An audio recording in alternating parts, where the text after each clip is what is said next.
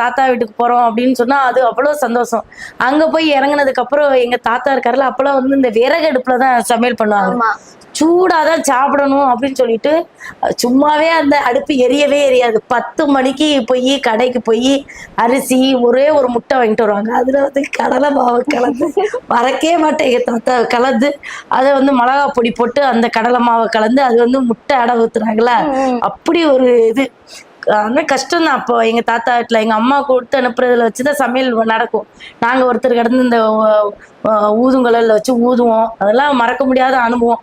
அப்படி ஊதிட்டு 3 மணி ஆயிரம் சாப்பாடு ரெடியாவ. ஓகே. அப்போ எங்க தாத்தா வந்து ஒரு பித்தளை தட்டு வச்சிருப்பாரு வெட்டா. ஆமா. அதுல வந்து அவரு சாப்பாடு போட்டிருப்பாரு. நாங்களாம் இதுல சாப்பாடு போட்டிருப்போம். எங்களுக்குலாம் அந்த பேப்பரை வச்சு விசிறுவாரு. அது விசிறி அந்த சூட்டுக்குள்ளேயே கைய கொதிக்க கொதிக்க வச்சு சாப்பிடும்போது இந்த பருப்பு குழம்புலாம் அப்படி தண்ணியா தான் வச்சிருப்பாரு. ஓகே. ஆனா அது அந்த பசியில காலையில பசி, மத்தியானம் பசி 3 மணிக்கு சோறு கிடைக்கும் தாத்தா வீட்டுல.